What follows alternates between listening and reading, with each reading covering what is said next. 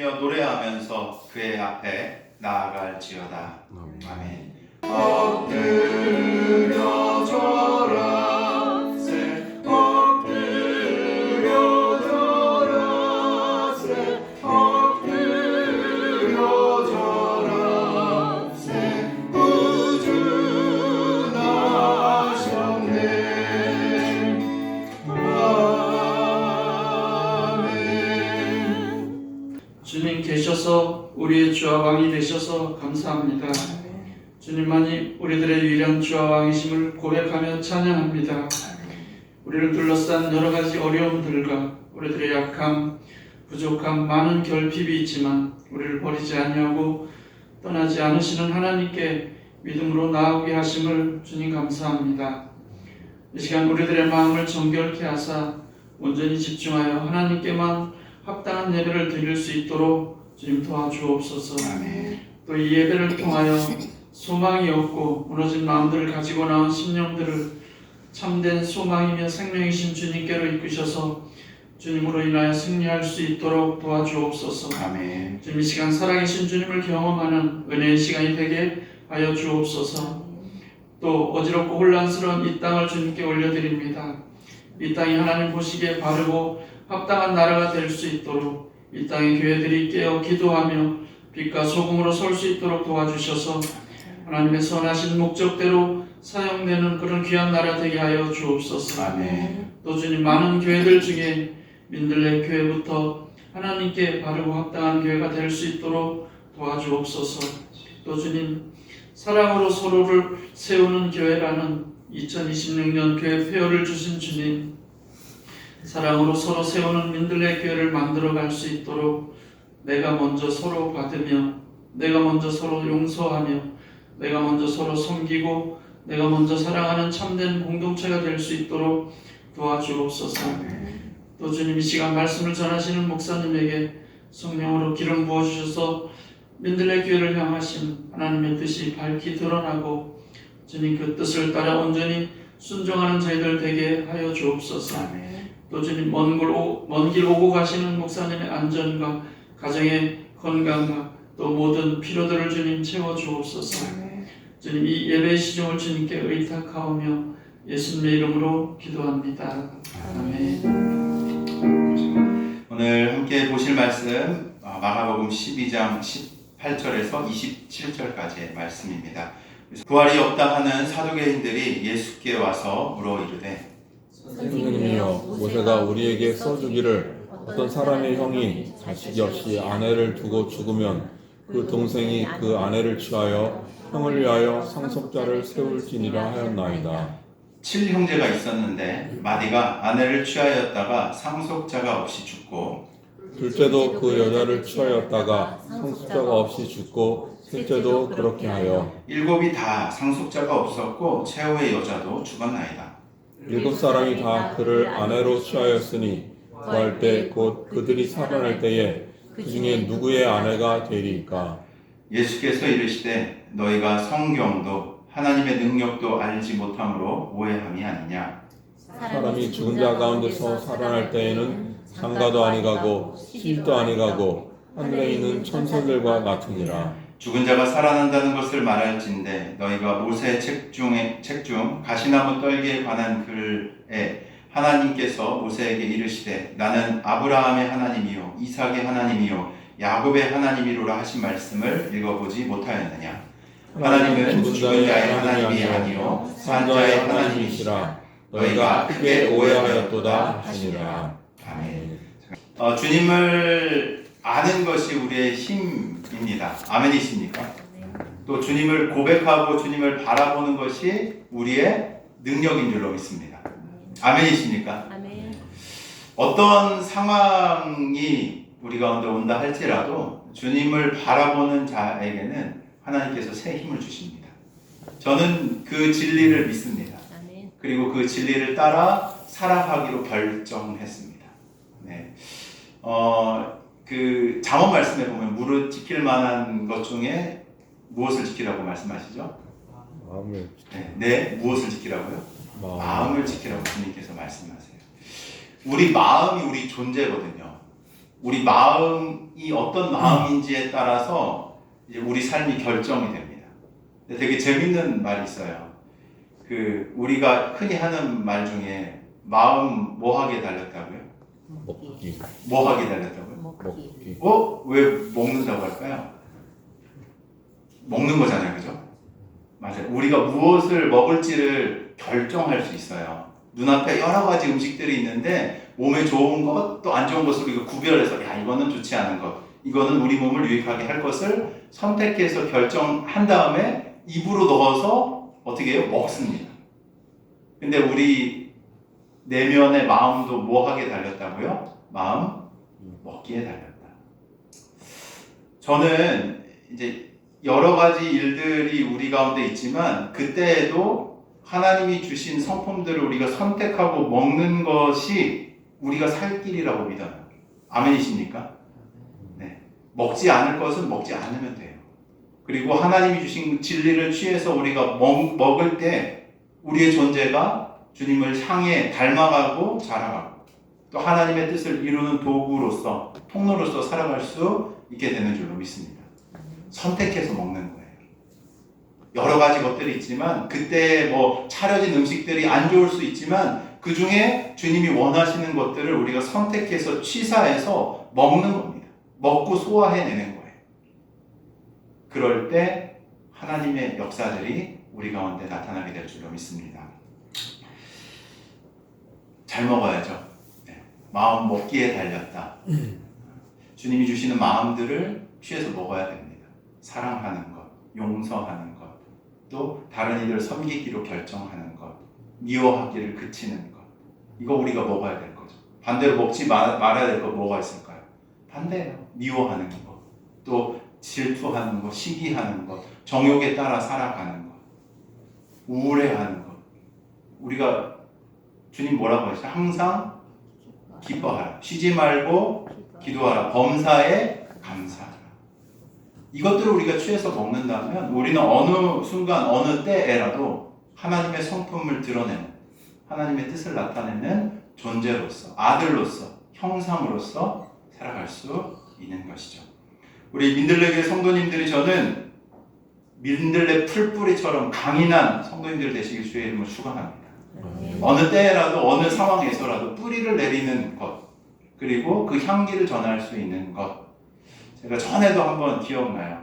교회에 온 지 얼마 안 됐을 때 그 민들레라는 이름을 참 잘 지었다라는 이제 말씀을 좀 드리면서 우리의 믿음이 어떤 척박한 곳에 던져지더라도 뿌리 깊게 내려서 하나님의 살아계심을, 하나님의 성품을, 하나님의 향기를 드러내는 이름처럼, 이 민들레처럼 우리가 살아갈 수 있기를 주의 이름으로 축원합니다. 좀 강해지셔야겠죠, 그죠? 뿌리를 잘 내리셔야 됩니다. 그리고 어떤 곳에서라도 살아남을 수 있도록 하나님이 우리에게 일용할 양식과 시적절한 비와 물과 우리에게 필요한 것들을 공급해 주시는 분이 되세요. 그래서 주님의 뜻에 따라 아름다운 열매 맺고 주의 향기를 전하는 저와 여러분들이 되시길 주의 이름으로 축원합니다. 오늘은 대강절 마지막 주입니다. 대강절을 조금 쉽게 설명해 보자면 기다림의 시간이죠. 그래서 무엇을 기다립니까? 예수님. 처음 초림하셨던 예수님의 탄생을 기다리기도 하고요. 그죠? 그리고 다시 오실 예수님을 기다리는, 갈망하는 대망절, 대림절이라고 부르는 절기를 보내게 됩니다. 오늘이 마지막 주일이거든요. 대강절의 마지막, 대림절의 마지막 주간입니다. 이 마지막 주일은 단순하게 기다림이 끝나간다라는 의미만 있는 날이 아닙니다. 이 기다림에서 정말 중요한 요소가 있는데 얼마나 오래 기다렸느냐가 아니라 무슨 요소가 중요한가 하면 무엇을 기다리느냐가 중요하죠. 세상에서도 우리에게 늘 무언가를 기다리라고 말합니다. 뭘 기다리라고 하느냐? 더 나은 형편을 기다려라. 상황이 바뀌기를 기다려라. 문제가 사라지기를 기다려라. 라고 메시지를 던지죠. 근데 그런 기다림은 종종 우리를 지치게 하고 마음을 메마르게 만듭니다. 되려 기다림이 길어질수록 불안은 커지고 실망은 깊어져 가죠. 왜일까요? 기다림의 대상이 확실하지 않기 때문에 그래요. 그런 메시지의 대상, 그것을 이룰 만한 대상이 무엇인지 확실하지 않은 것에 소망을 두어서 그런 메시지들을 전달하고 있기에 그런 것이죠. 성경이 말하는 대강절의 기다림은 다릅니다. 우리는 막연한 변화를 기다리는 것이 아니라 무엇을 기다립니까? 분명한 대상을 기다려요. 누구요? 예수님. 살아계셔서 실제하시는, 지금도 역사하시는 예수님을 기다린다는 실체가 있는 믿음이 우리 가운데 있다라는 것이죠. 그냥 막연하게 상황이 좋아지기를 기다리는 것이 아니라 우리 가운데 오실 온전한 성취로 이 땅 가운데 다시 임하실 하나님을 기다립니다. 문제 해결을 기다리기 전에 우리 삶을 붙드시는 주님을 우리가 기다리는 줄로 믿습니다. 대강절이 그런 기다림을 우리에게 가르쳐주는 절기인 것이죠. 그리고 한 가지 더 중요한 질문이 있습니다. 나는 어떠한 하나님을 믿으며 지금까지 살아왔는가? 뭐라고요? 나는 어떠한 하나님을 믿으며 지금까지 살아왔는가? 재밌는 게요, 이 기다림이 우리 믿음의 실체를 드러내줘요. 기다림이 무엇을 드러내준다고요? 우리가 진짜 무엇을 믿고 있는지에 대한 실체를 우리 가운데 드러내준다고요. 막연한 기대인 건지 아니면 분명한 실체인 건지 소망인 건지 그 시간 속에서 자연스럽게 드러나게 되어 있습니다. 오늘 본문, 바로 그러한 질문을 우리 앞에 소개하고 있는 본문이기도 합니다. 오늘 말씀을 통해서 하나님을 기다리는 삶이 무엇인지, 그리고 하나님을 선택하면서 살아간다는 것이 어떤 기쁨과 소망으로 이어지는지 함께 발견하는 은혜와 소망이 있기를 주의 이름으로 축원합니다.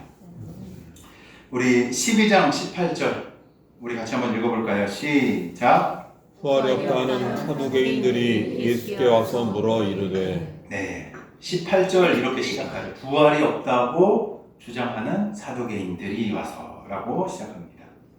이 한 문장은 지금 예수님께 질문하는 이 사두개인들이 어떠한 부류인지를 아주 압축적으로 보여주고 있는 단어입니다.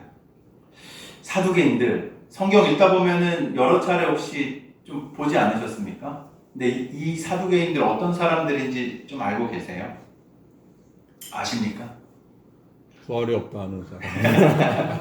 맞아요. 성경을 근거로 대답하는 게 가장 정확합니다. 맞아요. 근데 조금 더 제가 근거 될 수 있는 이제 좀 자료들을 가지고 사두개인들이 어떤 사람들이었는지를 설명해 드리면 이 성경의 내용이 조금 더 이렇게 풍성하게 우리에게 다가올 것 같아요. 이 사두개인들은 어떤 사람들이었는가 하면 당시에 이 성전, 그 성전은 예루살렘에 있어요. 그죠? 이 지금 얘기하고 있는 성전은 누가 지은 성전일까요? 지금 이 성경이 읽혀지고 있는 시대에 예수님이 살으셨던 시대의 성전 누가 지은 성전입니까? 주여. 누가 지은 성전일까요? 헤롯이 졌어요. 헤롯 대왕. 예수님이 실제로 생존하셨을 때 예배를 드렸던 성전은 누가 지었다고요? 헤롯 대왕. 왜 졌냐면 솔로몬 이후에 그 구약 역사, 제가 구약에서부터 다시 시작하면 너무 길어질 것 같으니까 구약 때 완전히 나라가 회파되잖아요. 그래서 뭐 다시 돌아와서 성전을 지으려고 막 재건하려고 하지만 지지부진하다가 뭐 볼품없는 성전이 있었다가 어떻게 되냐면 로마의 통치 때 로마의 그 뭐랄까요, 자신의 통치의 정당성을 잘 부여받으려고 그 백성들을 규합하기 위해서 예루살렘의 성전을 아주 거창하게 지어요. 누가요? 헤롯이 짓습니다. 그 헤롯이 지어놓은 거대한 성전에서 예루살렘에 와가지고 이 유대 백성들이 예배를 드렸던 거죠. 이 사두개인들은 이 성전과 연결된 사람들이었어요. 제사장 혈통의 귀족 계층이었습니다. 이 종교적인 권위와 사회적 영향력을 동시에 가진 부류였고요. 그리고 또 한 가지, 오늘 본문을 봐도 조금 눈치를 채셨을지도 모르겠지만 오직 모세 오경만이 믿음의 기준이 된다라고 믿었던 사람들입니다. 그렇기에 모세 오경의 이 오경의 범위 안에서 설명되지 않는 부분들이 있거든요. 뭐가 있냐면 뭐 부활, 사후세계, 천사 같은 이런 영적인 현실은 받아들이지 않았던 부류가 바로 이 사두개인들입니다. 눈에 보이고 지금 유지되고 있는 질서가 곧 하나님이 허락하신 세계의 전부이다라는 생각을 가지고 있었던 거죠. 그렇기에 이 사두개인들이 가진 신앙은 미래에 대한 어떤 소망보다는 지금에 있는 이 안정된 체계, 자신들이 누리고 있는 이 권력과 힘을 안정되게 지킬 수 있는 이 현재의 안정, 자신들이 지금 누리고 있는 체제를 지키는데 집중되어 있었습니다.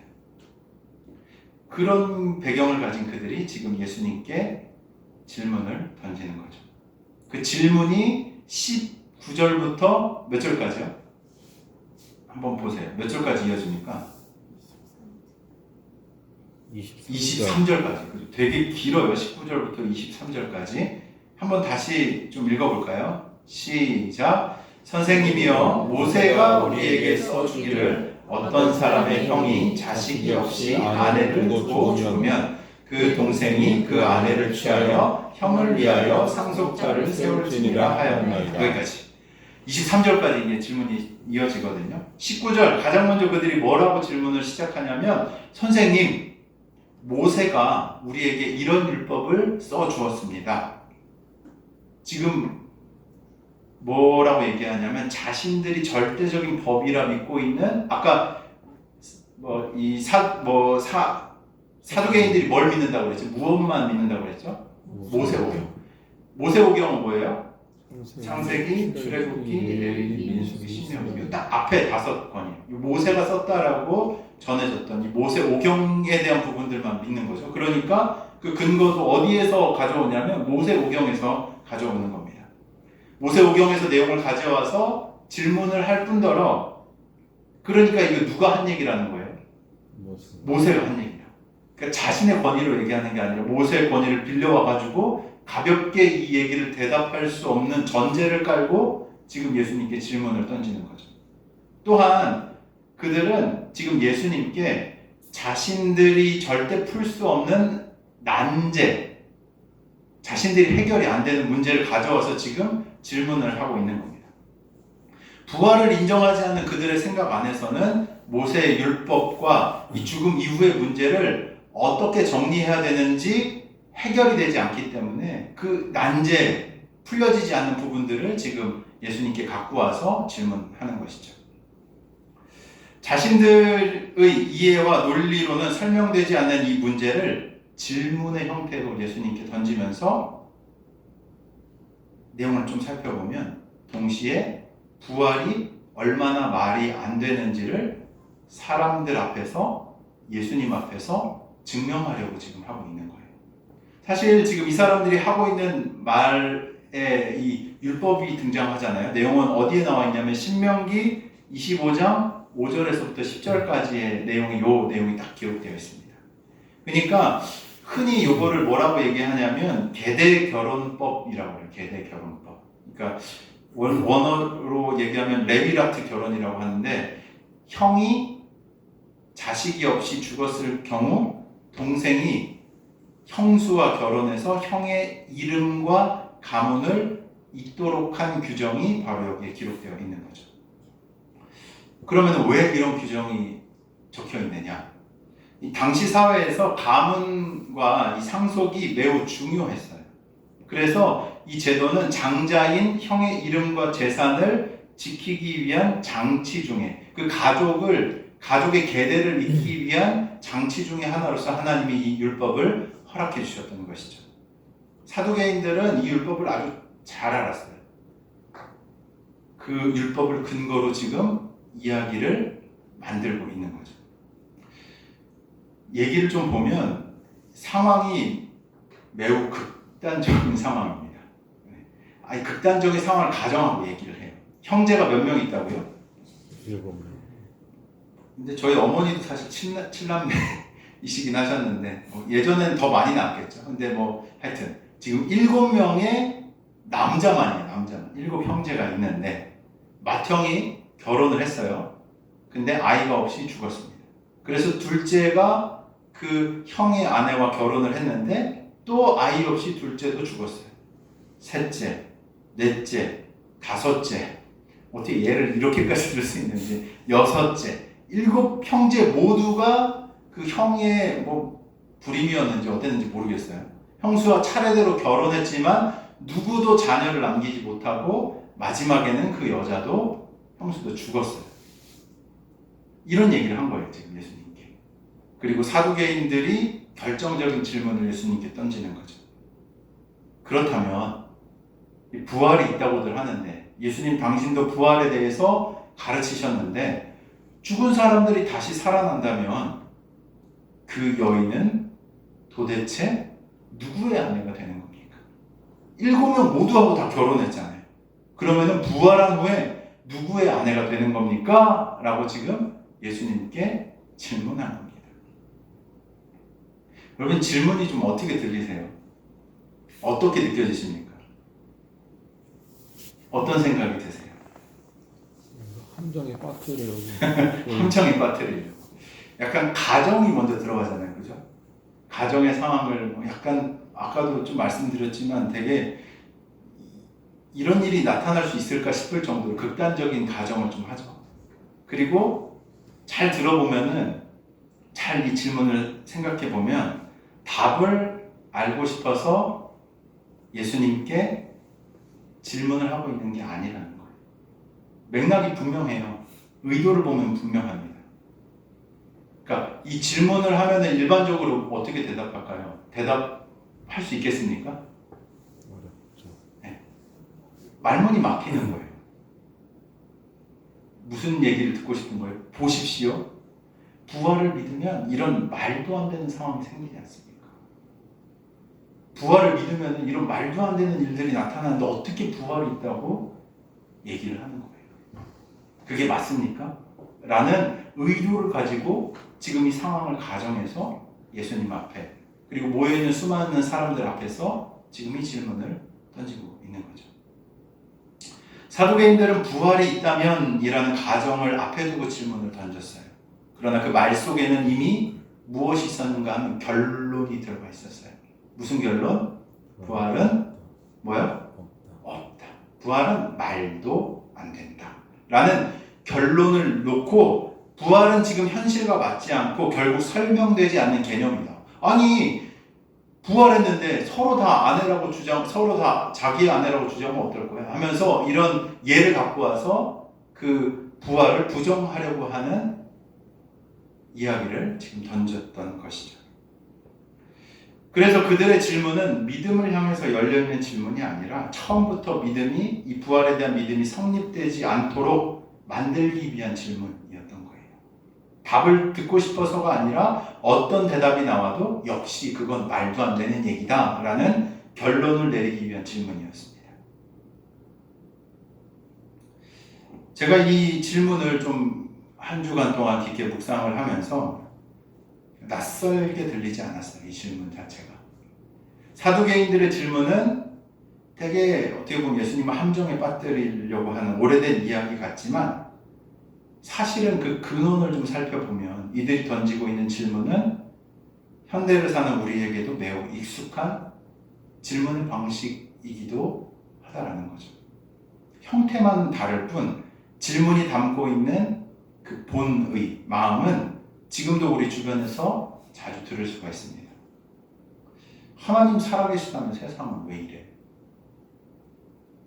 하나님 믿으면 잘 돼야 되는 거 아니야? 기도해도 아무것도 안 변하는데 믿는 게 무슨 의미가 있어?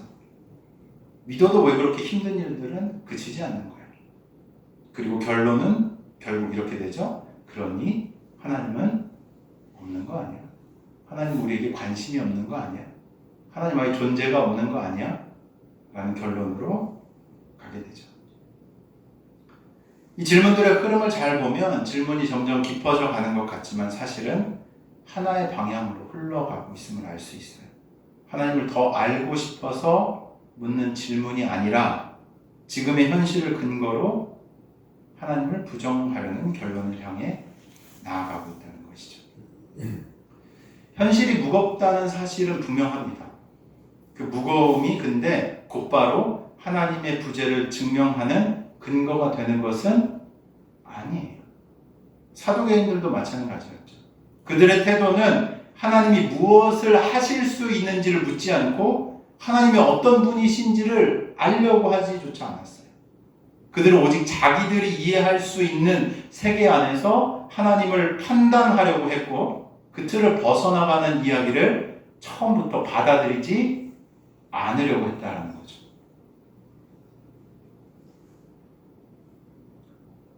믿음은 모든 의문이 사라진 뒤에 시작되는 게 아니라요. 오히려 이해되지 않는 현실 속에서도 하나님을 신뢰할 수 있는지를 묻는 자리에서 시작됩니다. 뭐라고요? 모든 질문이 해결된 자리에서 믿음이 시작되지 않는다고요. 어떤 자리에서 시작되는가? 오히려 이해되지 않는 현실 속에서도 하나님을 신뢰할 수 있는지를 묻는 그 자리에서 믿음이 생겨남을 믿으시길 바랍니다. 아멘이십니까? 설명이 다 됐다고 믿는 게 아니라 설명되지 않는 상황 속에서도 하나님이 여전히 살아계시다. 하나님이 여전히 일하고 계시다. 하나님이 지금도 우리를 이 땅을 통치하고 계시다. 라는 것을 분명하게 붙드는 것에서 시작되는 것이 믿음이라는 겁니다. 그래서 믿음은 현실을 부정하는 태도가 아니라 오히려 현실보다 더 크신 하나님을 인정하는 선택인 것이죠. 상황이 바뀌지 않아도 답이 보이지 않아도 하나님이 어떤 분이신지를 먼저 신뢰하는 것에서 믿음이 시작되는 겁니다. 그리고 그 믿음을 통해서 하나님께서 역사하시는 줄로 믿으시길 바랍니다. 믿음이 그런 거예요. 바로 그 자리에서 하나님은 우리가 던지는 그 질문들을 거절하지 않으시고 오히려 우리의 시선을 문제에서 하나님 자신에게로 옮기시면서 새로운 길을 열어주시는 분이 되신다는 겁니다. 사도계인들이 결론이 내려진 질문을 예수님께 드렸어요. 그러니까 예수님 어떻게 하시죠? 대답을 하십니다. 24절 한번 읽어볼까요? 시작. 예수께서 이르시되 너희가 성경도 하나님의 능력도 알지 못함으로 오해함이 아니냐 라고 말씀하십니다. 이렇게 얘기하시죠. 너희가 질문을 잘못했다가 아니라 예수님 뭐라고 얘기하세요? 먼저 너희가 하나님을 잘못 알고 있다 라고 말씀하십니다. 사도계인들 성경 읽었을까요? 안 읽었을까요? 엄청 읽었을걸요? 아마 저희보다 훨씬 많이 읽었을걸요? 모세오경을 아마 꿰고 있었을걸요? 거의 암송하다시피 하는 사람들이 있었을걸요? 잘 알았어요. 성경을 가르치고 제사를 집례했던 사람들이기도 했습니다. 근데 아이러니한 건 뭐예요? 그들이 성경 속에 계신 하나님을 알았습니까? 몰랐습니까? 몰랐어요. 이상하지 않아요? 성경을 엄청 많이 읽었는데 하나님을 모른다니. 성경을 달달 외듯이 알고 있는데 하나님을 모른다니. 그들은 하나님의 말씀을 인용했지만 자신들의 대화에 하나님의 말씀을 가져와서 사용했지만 하나님의 능력은 제한했어요. 이게 얼마나 무서운 신앙생활인지 제가 새삼 느끼게 되더라고요. 무서워요. 하나님을 믿는다고 말하면서도 그 마음속에는 여기까지는 가능하지만 그 이상은 아닐 것이다 라고 선을 긋는 것, 그게 바로 사도계인들의 마음속에 있었던 것입니다. 겉으로는 신앙의 언어를 사용해요. 말이 똑같거든요. 신앙의 언어를 사용합니다. 근데 속으로는 하나님의 능력을 내 기준에서 계산합니다. 하나님의 일하심을 현실의 기준으로 재단하죠. 하나님이 선하시다 고백은 하지만 정말로 선하게 이끌어 가실지는 진짜로 믿지 않아요. 하나님이 살아계시다고 말하면서도 결정적인 순간에는 내 판단과 경험을 더 신뢰하는 선택을 내리게 됩니다. 이게 왜 무섭냐면 겉으로는 하나님을 부정하는 것처럼 보이지 않기 때문에 그래요. 겉으로는 하나님을 부정하지 않아요. 말씀은 머리로 알고 있지만 하나님 자신은 붙들지 않는 신앙, 그것이 바로 사두개인들의 모습이었고 동시에 이 시대를 살아가는 그리스도인들, 우리들의 모습일 수도 있다는 것이죠. 예수님 계속해서 말씀하십니다. 25절 같이 한번 읽어볼까요? 시작. 사람이 죽은 자 가운데서 살아날 때에는 장가도 아니가고 시집도 아니가고 하늘에 있는 천사들과 같으니라. 아멘이십니까? 아멘 소리 작은데 아멘이십니까? 아멘. 정말 믿으세요? 아멘. 고집살만 믿으시는 것 같은데 믿으십니까? 아멘. 크게 하셔야 돼요. 아멘! 저는 주님 하신 말씀 진짜로 믿어요. 장차 그 영광스러운 형상으로 변화될 그때를 소망합니다. 우리의 분명한 믿음이 고백되어져야지 이 땅 안에 진짜 믿음이 무엇인지 보여지지 않겠습니까? 저는 진짜로 믿어요. 장차 주님 앞에 설 그때를 소망합니다. 그리고 믿음의 선진들 다시 만나보고 싶어요. 어떻게 그런 상황에서 그 믿음을 포기하지 않고 주님을 붙들고 하나님의 말씀을 이루셨습니까? 라고 질문해보고 싶은 수많은 성경의 선배들, 선진들이 있어요. 그리고 책을 읽으면서 내가 봤던 수많은 믿음의 선배님들이 계시더라고요. 만나보고 싶어요. 얘기해보고 싶고 그 기쁨을 함께 나누고 싶어요. 여러분, 이 땅 안에서의 삶이 다가 아니라는 거예요. 우리가 가진 믿음은 이 땅을 초월하는 믿음입니다. 믿으십니까? 이 땅에 있는 것만 바라보며 살아가는 지질이 궁상의 삶으로 하나님이 우리를 부르지 않으셨다라는 거예요. 영원을 바라보는 눈을 우리 가운데 허락하셨다는 겁니다. 여러분, 이 땅에만 소망이 있다면 얼마나 부질없는 삶이에요. 제가 장례 굉장히 많이 치러봤거든요. 나이는 젊지만 갑자기 제가 코로나 때 교회 부임했는데 많은 분들이 갑자기 돌아가셔가지고 제가 그 장례 전담 목사라고 얘기를 들을 정도로 장례식을 많이 집전했어요. 죽으면 끝이라면 그것만큼 허망한 게 어디 있겠습니까? 그냥 즐기는 대로 살아가는 게 차라리 지혜로운 거예요. 근데 말씀은 분명하게 우리에게 얘기하고 권하고 있는 거예요. 그리고 우리 안에 영혼이 깨달아 알 수 있도록 하나님이 우리에게 깨닫게 해주시는 거예요. 영원한 나라가 있어. 눈에 보이는 물질의 세계가 다가 아니라 영적인 세계가 있고 하나님의 나라가 있고 하나님의 나라가 지금도 이 땅 안에서 확장되어지고 완성될 때까지 자라갈 거야 라고 주님께서 우리에게 깨달음을 주시고 알려주신다는 거예요.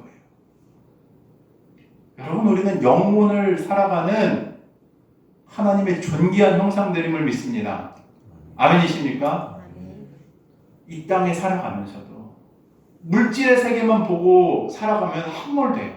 근데 그게 아니라 이 땅에 있으면서도 하나님의 나라를 바라보며 살아갈 때 진짜 우리가 이 주님을 닮은 형상으로서 영원한 나라를 전달할 수 있는 능력 있는 자로서 살아갈 수 있게 되는 것이죠. 사도계인들은 어떻게 생각했냐면 부활을 이 땅의 연장선상으로 생각했어요. 그러니까 다시 부활하면 누구의 부인이냐 이런 말도 안 되는 질문을 하는 거잖아요. 이 땅의 연장선상으로.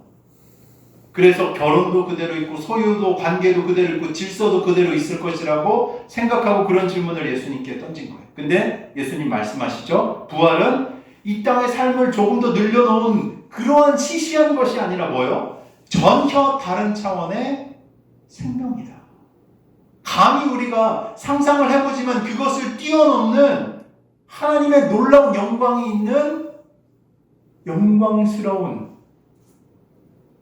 천사들과 같은 하나님의 그 영광을 맛보며 살아가는 전혀 다른 차원의 생명으로서 살아가는 부활이 우리 가운데 있다는 것을 예수님께서 말씀하시는 겁니다. 이 부활을 믿는 성도들은 힘이 있어요. 이 세상에 소망을 둔 사람은 세상의 소망이 끊어지면 어떻게 합니까? 끝이에요. 끝입니다. 세상에 모든 게 다 있는데 그 세상의 소망이 끊어지면 그냥 거기에서 끝내는 게 맞죠. 근데 부활의 소망을 가진 사람들은 그냥 거기서 끝나지 않아요. 비록 이 상황 안에서도 하나님은 선하시고 주님께서 나를 영원한 그 나라로 인도하실 것을 신뢰하기 때문에 그 상황을 넘어가고 이겨낼 수 있는 힘이, 능력이 그 안에 허락되어진다는 것이죠. 내가 영혼을 바라보고 있으면 현실에 좌절하지 않는 거예요. 현실에 부닥친 문제에 낭망하지 않는 겁니다. 오히려 하나님이 주신 비전과 꿈을 향해 하나님이 우리에게 허락해 주신 그 말씀을 붙들고 그 소망을 향해 더욱더 뚜벅뚜벅 나아가게 되는 견고한 믿음이 그 가운데 세워지게 된다는 거예요. 시련은 오히려 믿음을 더 강화시킵니다. 부활의 소망이 있는 사람들에게. 예수님 결정적인 말씀을 하시죠.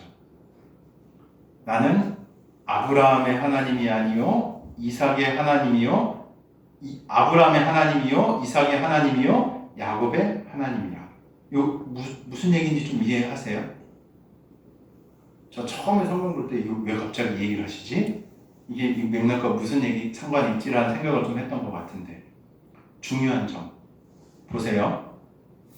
우리의 기준에서는 아브라함의 하나님이었고 이삭의 하나님이었고 야곱의 하나님이었다 라고 얘기하는 게 맞아요. 그렇지 않아요? 아브라함 어떻게 됐어요? 죽었어요. 이삭은요? 죽었어요. 야곱은요? 죽었어요. 그러니까 과거형으로 쓰는 게 맞아요. 근데 여기서 하나님 뭐라고 얘기하시냐면 내가 그들의 하나님이었다 라고 말씀하시지 않고 뭐라고 얘기하십니까? 아브라함의 하나님이요 이삭의 하나님이요 야곱의 하나님 나는 그들의 하나님이다 라고 지금 말씀하고 계신다는 거예요. 인간의 눈으로 보면 시간의 흐름에 따라 살아가는 우리의 눈으로 보면 그들의 삶은 뭐예요? 전부 다 과거의 이야기예요. 끝난 이야기라고요. 끝났던 이야기예요. 무덤에 묻혔고 역사 속 인물이 되었고 더 이상 이 땅에서 그들은 아무 말도 할 수 없어요. 근데 예수님은 지금 이 지점에서 전혀 다른 방향을 보게 하시는 거예요. 하나님은 지금도 그들과 관계하십니다. 뭐라고요? 하나님은 지금도 그들과 관계하십니다.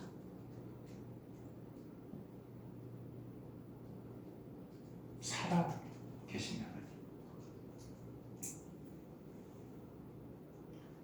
우리 같이 좀 읽어볼까요? 하나님은 죽은 자의 하나님이 아니요. 같이 한번 읽어보겠습니다. 시작.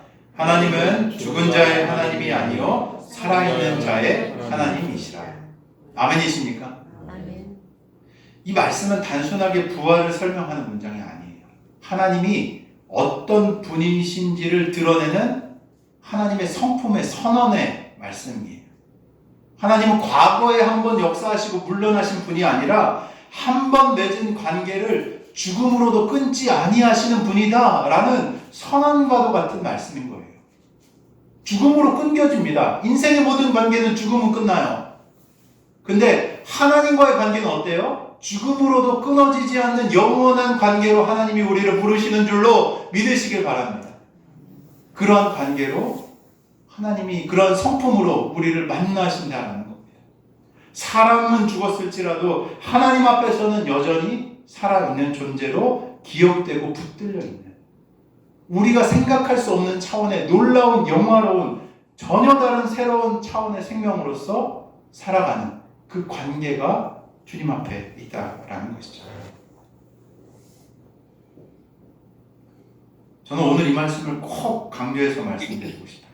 하나님은 과거의 하나님이 아니라 지금도 살아계신 하나님.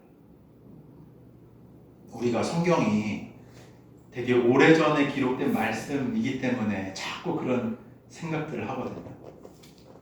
옛날 이야기 같은 느낌이잖아요. 그죠? 옛날 예수님 시절에, 2000년 전의 시절에. 근데 성경은 지금 오늘 우리에게 무엇이라 얘기하냐면, 예수님은 지금 오늘 우리에게 무엇이라 말씀하시냐면, 지금 이 시간 살아계신 하나님, 우리 가운데 계시다. 믿으십니까? 아멘. 옛날 얘기 아니에요. 우리가 이 기록된 말씀이 예전에 기록되어져 있어서 그렇지, 지금도 하나님은 살아 역사하시는 분이 되시는 줄로 믿으시길 바랍니다. 지금도 살아계세요. 지금 이 순간에도 살아계셔서 역사하고 계십니다. 오늘 우리 삶 가운데 여전히 말씀하시고 이끄시고 붙드시는 분이 바로 살아계신 우리 하나님이시라는 거예요. 그래서 우리의 신앙은 과거에 멈출 수 없는 거예요. 그때 하나님이 어떻게 하셨지, 그때 나에게 은혜를 주셨었지 해서 멈추는 것이 아닙니다. 지금도 하나님은 어떠한 분이신가로 이어져야 되는 신앙이 우리 가운데 있어야 하는 거예요. 지금 나에게 하나님 무엇이라 말씀하신가? 지금 이 순간에 내가 취해야 할 것은 무엇인가? 내가 결정해야 될 것은 무엇인가? 내가 순종해야 할 것은 무엇인가를 항상 실시간으로 지금 물으며, 지금 살아계신 그 하나님의 음성을 듣고 반응하는 살아있는 신앙이 되어야 하는 거예요. 아니면 과거에 죽었던, 사두개인이 가졌던 내 생각에 갇혀있는 신앙으로 살아갈 수밖에 없는 겁니다. 여러분, 죽은 신앙으로 사시겠습니까? 살아있는 신앙으로 사시겠습니까?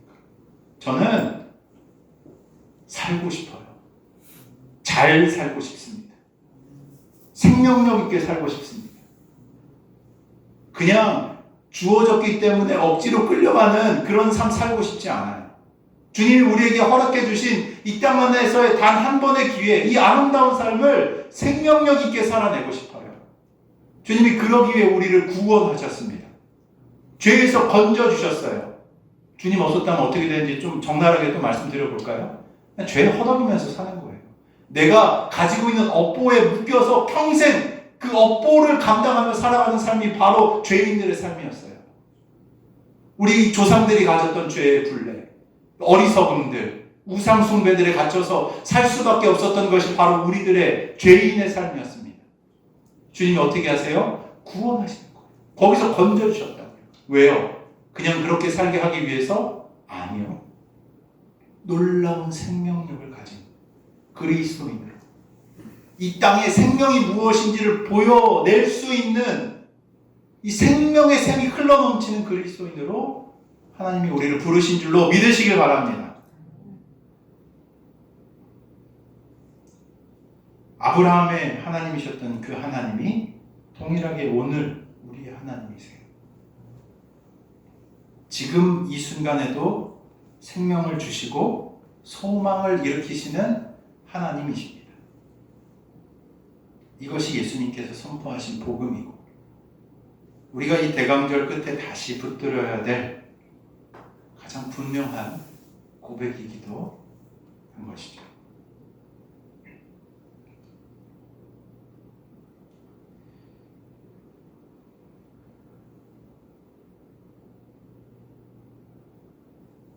저도 회개합니다. 참 부정적인 얘기를 많이 할 때가 있거든요. 주중에 일하는데 그런 얘기를 좀 많이 하는데, 이거 안 된다, 이거 힘들다, 이거 안 될 것 같다라는 이런 얘기들 참 많이 했어요. 어차피 안 돼, 안 변해, 현실이 그렇잖아. 왜 그랬나 생각을 해보면 북한 분들 뵐 때마다 저도 약간 상처를 받았던 것 같아요. 이분들의 삶이 참 바뀌지 않겠구나, 쉽지 않다, 이런 생각들 때문에도 제가 사용하는 언어에 또 마음에 영향이 좀 갔던 것 같습니다. 근데 회개했어요. 부활을 믿는다고 고백하는데 내 입술에서 나오는 태도는 부활을 믿지 않는 사람처럼 고백했던 거죠. 근데 살아계신 하나님을 믿는 사람들은 다르게 얘기합니다. 하나님은 지금도 살아계시다. 하나님은 지금도 역사하신다. 하나님은 지금도 새 일을 행하신다. 이 고백은 현실을 부정하는 말이 아니라 현실보다 더 크신 하나님을 신뢰하는 고백이에요. 저는 이 고백 하나님 참 기쁘게 받으실 거라 생각해요. 우리의 시선을 넓히는 고백이기도 하거든요.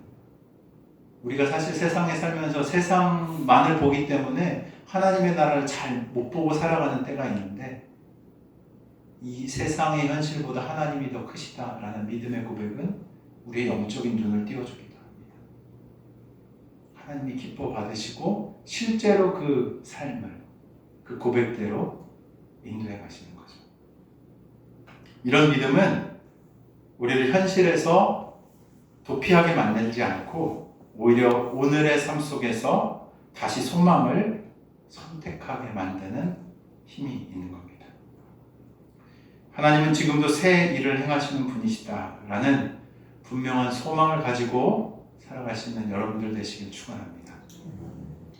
대강정 마지막 주일은 기다림의 끝이자 또 선택의 자리입니다. 아기 예수님의 오심은 단순하게 마음을 따뜻하게 하는 감동적인 사건이 아니에요. 예수님의 오심은 하나님께서 여전히 이 세상과 관계 맺고 계신다는 분명한 선언입니다. 하나님은 이 세상을 포기하지 않으셨고 침묵하지 않으셨으며 죽음과 절망에 자신을 가두지 않으셨던 거예요. 사도계인들 성경을 알고 있었지만 하나님의 능력과 성품을 신뢰하지 않았습니다. 말씀은 인용했지만 하나님이 그 말씀대로 지금도 일하실 수 있다는 믿음은 제한했던 사람들이에요. 그러나 예수님 분명하게 선포하시죠. 죽은 자의 하나님이 아니라 산 자의 하나님, 지금도 살아 역사하시는 겁니다. 이 고백이 바로 우리의 고백이 되기를 축원합니다. 부활은 죽음 이후의 이야기에 머무는 것이 아니에요. 오늘을 살아가는 믿음의 태도입니다. 살아계신 하나님을 믿는 사람은 현실을 기준으로 세상을, 하나님을 판단하지 않고 하나님을 기준으로 현실을 해석해내는 거예요. 대강절 마지막 주 한번 같이 고백해 볼까요? 하나님은 살아계십니다. 하나님은 살아계십니다. 우리는 하나님을 믿는 믿음 안에서 살아갑니다. 우리는 하나님을 믿는 믿음 안에서 살아갑니다. 나는 살아계신 하나님을 뵐 것입니다. 나는 살아계신 하나님을 뵐 뵙습니다. 것입니다. 나의 믿음의 눈을 열어 주의 나라를 보겠습니다. 나의 믿음의 눈을 열어 주의 나라를 보겠습니다.